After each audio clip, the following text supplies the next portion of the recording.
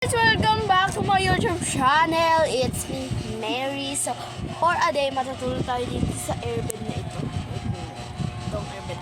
So, may mga kasama tayo. Siyempre, hindi ako mag-isa lang doon sa malaking airbed na double. Double kasi yun. So, first, na ipapakilala ko ay si Chantal. Hi! Next is yung pinsan ko. Hello! So, dalawa sila. Bulinggit lang kami. Away ko. Saling bulinggit lang sila sa challenge ko! So, tara. Pumunta kayo dito.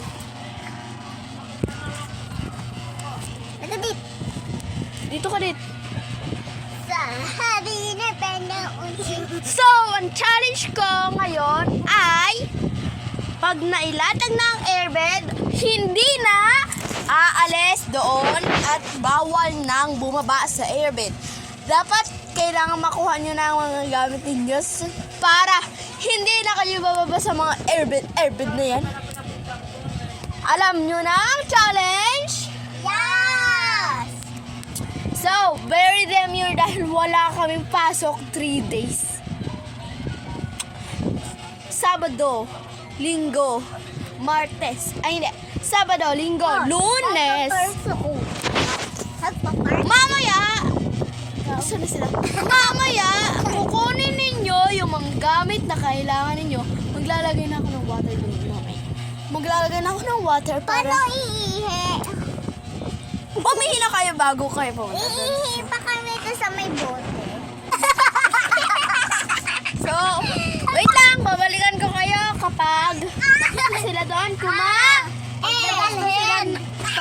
tapos na silang kumain. So, dadalhin natin yung CR. 1, 2, 3. Hi guys, nandito na ko yung tatlo.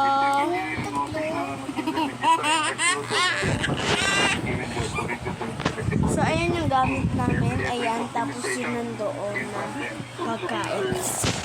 Yun lang naman yung kakainin Yung namin. pagkain? Ha? Patuloy pa namin kinukunan ng Paano bang kukuha ng pagkain? Mahal na pamahalaan ng baliwag naman ang sabi hindi raw dumamito sa kanila at walang isinumideng dokumento sa City Engineering Office o nakipag-ugnayan sa LGU. Tulad raw ng Pangulo, tinututulan at kinupunto na rin daw nila ang mga pandalugong proyekto. Para sa GMA Integrated News, Joseph Morong, nakatutok 24 oras. Nakipagkabulan at nakipagbarilan sa mga pulis ang dalawang target ng bypass operation kaugnay ng illegal firearms sa Calawag, Quezon. Patay ng mga suspect na itinuturo ng gado for hire ang nakulikang na ikwesyo sa pagtutuki. Sandra Aguinaldo.